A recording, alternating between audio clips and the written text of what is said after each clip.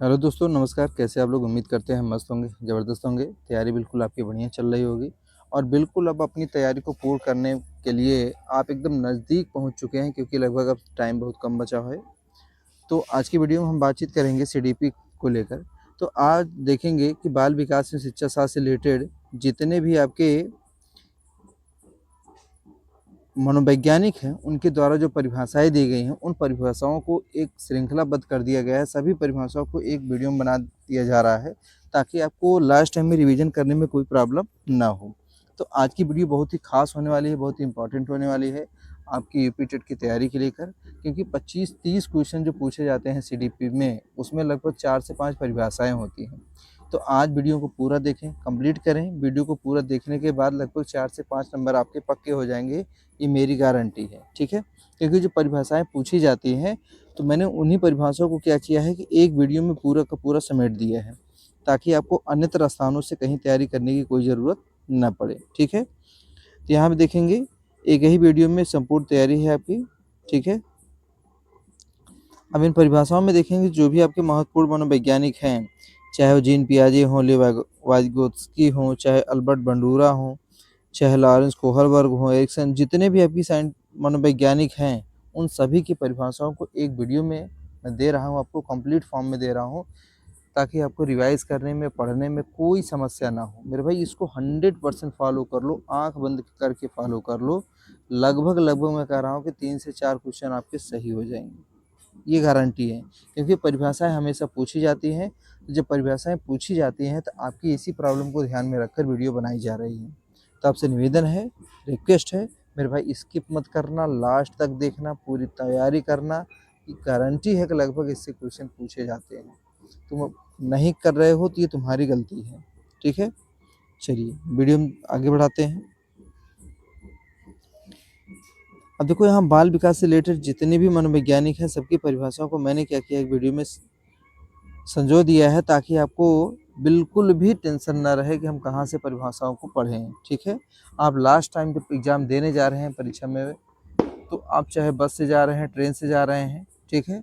एक 15-20 मिनट का टाइम देंगे, लगभग 50-60 परिभाषाएँ ऐसी हैं जो इम्पोर्टेंट परिभाषाएँ हैं, आसानी से उसको रिवाइज़ कर पाएँगे, ठीक? तो पहली परिभाषा किसकी है? जीन पियाजे की है। जीन पियाजे क्या कहते हैं? बालक ज्ञान का सक्रिय निर्माता होता है। बालक कैसा होता है? सक्रिय ज्ञान का निर्माता होता है। तो पहली परिभाषा हो गई। दूसरी परिभाषा किसकी है? वाइगोत्स्की की। इन्होंने क्या कहा कि सीखना सामाजिक अंतःक्रिया एवं भाषा के माध्यम से होता है। केवल हम इस पे डेफिनेशन पे नहीं जाएंगे, डिटेल्स में नहीं जाएंगे, केवल परिभाषाओं को पढ़ेंगे। अगर आप बैठे हैं, आप देख रहे हैं, तो आप चाहें तो इसकी नोट्स बना लीजिए, कॉपी बना लीजिए, एक परिभाषा एक पेज में कर लीजिए, और रिवाइज करने में आपको और भी आसान हो। आप बस में बैठे, ट्रेन में बैठे, सफ़र कर रहे हैं, आप लीड लगाइए, ब्लूटूथ लगाइए, आसानी से रिवाइज करिए विदाउट टेंशन, ठीक है? 100% आपको फ़ायदा मिलेगा, ये सी मेरी गारंटी है। चलिए, तीसरी परिभाषा है अल्बर्ट बंडूरा की। ये कहते हैं, इन्होंने क्या कहा है कि मनुष्य दूसरों का अवलोकन एवं अनुकरण करके सीखता है। मनुष्य क्या है कि दूसरों का अवलोकन करता है, अनुकरण करता है, उसके बाद सीखता है। अगली परिभाषा लॉरेंस कोहलबर्ग की है कि नैतिक विकास क्रमिक चरणों में होता है। नैतिक विकास किसमें होता है? क्रमिक चरणों में होता है। परिभाषा है, तो इस पे डेफिनेशन पे नहीं जाना है, इसकी मीनिंग पे नहीं जाना है। क्या है? एरिक एरिक्सन ने क्या कहा कि व्यक्तित्व का विकास सामाजिक अनुभवों से होता है। व्यक्तित्व का विकास किससे होता है? सामाजिक अनुभवों से होता है। एकदम इम्पोर्टेंट क्लास चल रही है, अच्छी परिभाषाओं की एक श्रृंखला बनाई गई है। तो अगर आप 15 से 20 मिनट टाइम इस पे स्पेंड करते हैं, लगभग 50 परिभाषाओं को आसानी से आप रिवाइज कर पाएंगे, ठीक है? तो वीडियो को आप देखिए, नोट्स बना लीजिए, नोट डाउन कर लीजिए कहीं पे आप। सिगमंड फ्राइड ने परिभाषा दिया कि व्यक्तित्व का विकास अचेतन मन द्वारा प्रभावित होता है। व्यक्तित्व का जो विकास होता है, अचेतन मन द्वारा प्रभावित होता है। उसके बाद 7वीं परिभाषा देखिए, बी.एफ. स्किनर महोदय के द्वारा दी गई है।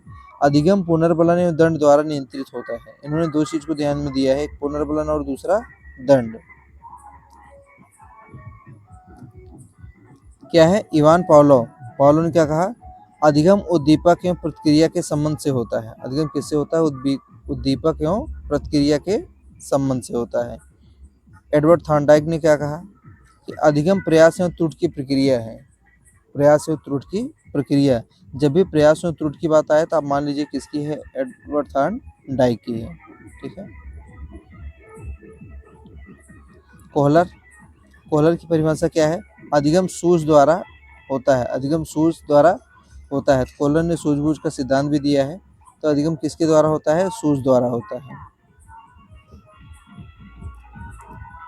हार्वर्ड गार्डनर, बुद्ध अनेक प्रकार की योग्यताओं का समूह है। बुद्ध, उन्होंने क्या कहा गार्डनर महोदय ने, कि जो बुद्ध है अनेक प्रकार की योग्यताओं का समूह है। चार्ल्स स्पीयरमैन, चार्ल्स स्पीयरमैन ने कहा कि बुद्धि सामान्य और विशिष्ट कारकों से मिलकर बनती है। बुद्धि सामान्य और विशिष्ट कारकों से मिलकर बनती है। अगली, थ्रस्टन की परिभाषा क्या है, बुद्धि कई प्राथमिक मानसिक योग्यताओं का समूह है। बिल्कुल आप नोट्स बनाते चलिए, फटाफट लिखते चलिए। जेरोम ब्रूनर, अधिगम खोज एवं अन्वेषण द्वारा होता है, अधिगम खोज एवं अन्वेषण द्वारा होता है।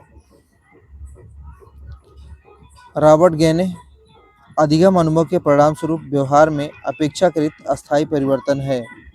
ठीक है, आप इसको नोट करते चलिए फटाफट।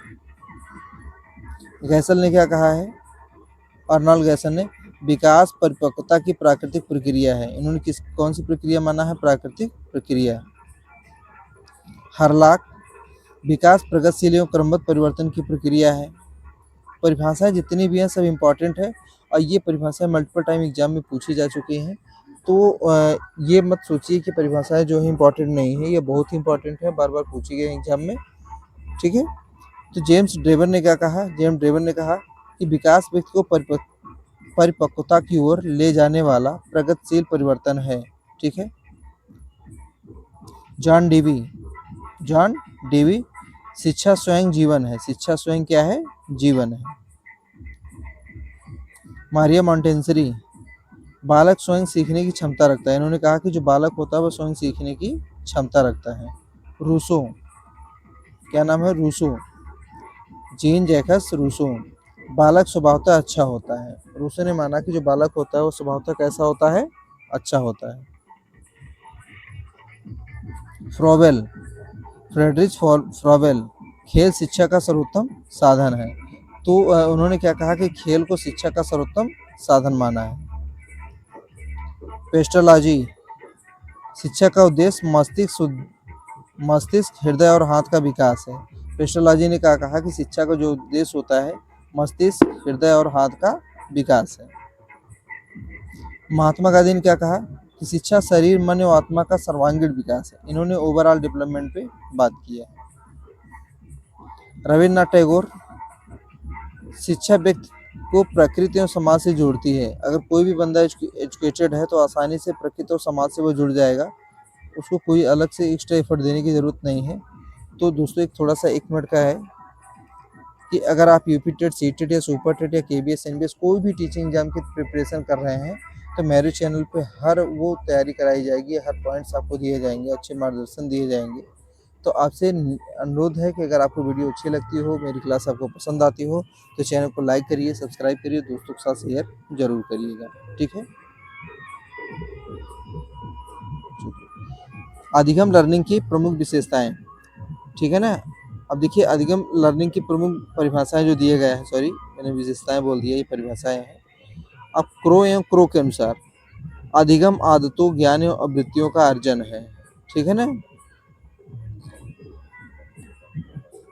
गेट्स एवं अन्य अनुभव एवं प्रशिक्षण द्वारा व्यवहार में परिवर्तन क्या है, अधिगम है। किम्बल यंग के अनुसार प्रतिक्रिया प्रणाली में परिवर्तन अधिगम कहलाता है। जब प्रतिक्रिया प्रणाली में परिवर्तन क्या कहलाता है, अधिगम। वुडवर्थ ने कहा, किसने, वुडवर्थ ने, नवीन ज्ञान एवं प्रक्रियाओं का अर्जन अधिगम है। हिलगार्ड, अधिगम अनुभव के कारण व्यवहार में होने वाला अपेक्षाकृत अस्थायी परिवर्तन है। ठीक है। तो क्लास 1 नंबर की चल रही, परिभाषाएं भी 1 नंबर की हैं। अब देखिए यहाँ पे जो परिभाषाएं रखी गई हैं वो किससे रिलेटेड है, बुद्ध से रिलेटेड है। अल्फ्रेड बिने ने क्या कहा कि बुद्ध सही निर्णय लेने, समझने और तर्क करने की क्षमता है। ठीक है। टर्मन ने क्या कहा कि बुद्धि अमूर्त विचारों के संबंध में सोचने की क्षमता है। बुद्धि अमूर्त विचारों के संबंध में सोचने की क्षमता है।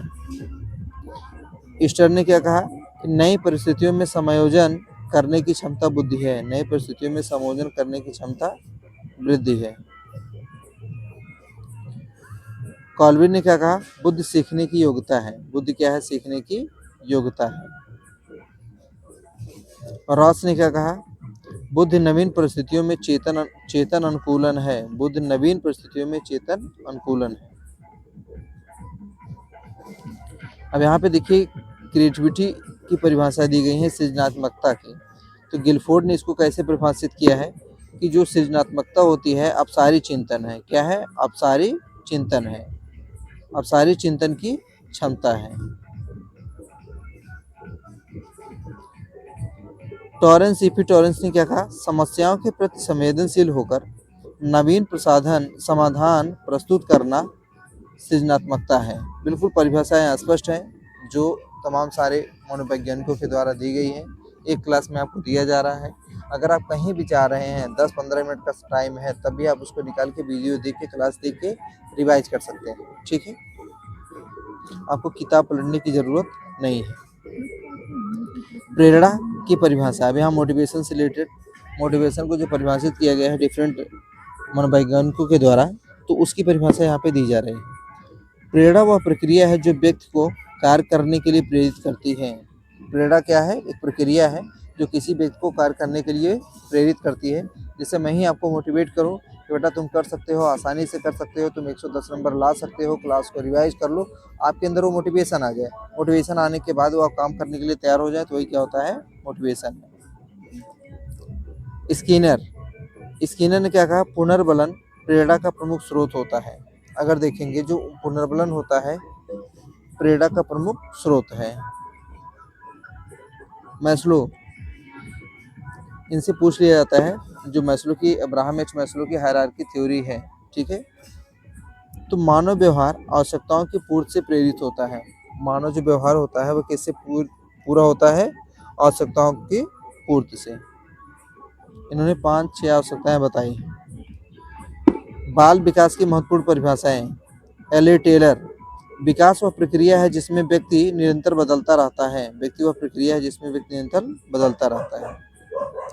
मुनरो ने क्या कहा है, विकास परिवर्तन की श्रृंखला है जो व्यक्ति को परिपक्वता की ओर ले जाती है। विकास क्या है, परिवर्तन की श्रृंखला है जो व्यक्ति को परिपक्वता की ओर ले जाती है।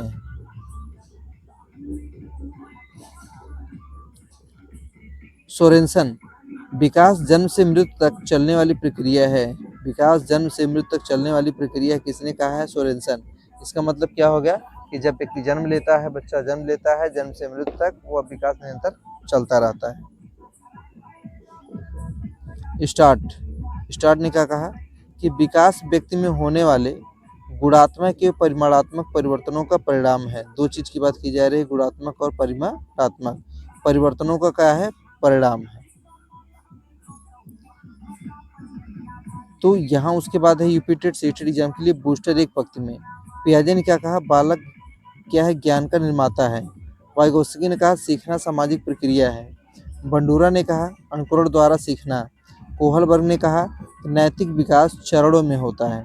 एरिक्सन ने कहा, व्यक्तित्व सामाजिक अनुभवों से विकसित होता है। ठीक है, चलिए ये बिल्कुल वन लाइनर दिया जा रहा है ताकि आप आसानी से उसको रिवाइज कर पाएँ। बहुत सारी परिभाषाएं एक क्लास में रख दी गई हैं, अगर उसको आप चाहें तो मल्टीपल टाइम रिवाइज करके अच्छे नंबर स्कोर कर सकते हैं। अब यहाँ फ्राइड ने क्या कहा है कि अचेतन मन व्यवहार को प्रभावित करता है। स्किनर ने क्या कहा कि पुनर्बलन अधिगम का आधार है। पॉलो ने कहा, उद्दीपक प्रतिक्रिया संबंधी अधिगम है। थॉर्नडाइक ने क्या कहा, प्रयास एवं त्रुटि द्वारा सीखना। कोहलर ने सूझ द्वारा सीखना, सूझबूझ का सिद्धांत दिया है। गार्डनर ने अनेक बुद्धियाँ होती है, जो मल्टीपल क्या है, इंटेलिजेंस का प्रिंसिपल दिया है, गार्डनर ने दिया है। बिने ने क्या कहा, निर्णय एवं तर्क शक्ति ही बुद्धि है। मैस्लो ने कहा, आवश्यकताएं व्यवहार को प्रेरित करती हैं। गिलफोर्ड ने कहा कि अपसारी चिंतन ही सृजनात्मकता है। ठीक है, तो आज की वीडियो में बस इतना ही। वीडियो आपको अगर अच्छी लगी हो, क्लास आपको अच्छी लगी हो, तो चैनल को लाइक करिएगा, सब्सक्राइब करिएगा, दोस्तों के साथ शेयर जरूर करिएगा। तो अगर आप ये लगभग 10 से 15 मिनट की वीडियो आप देख रहे हैं, यहाँ तक पहुँचे हैं, तो ये मान चलिए पूरी क्लास को रिवाइज़ करने के बाद 3 से 4 नंबर 5 नंबर आपके यहाँ कन्फर्म हो गए हैं। ठीक है? तो आज की वीडियो में बस इतना ही। धन्यवाद। आपका दिन शुभ हो।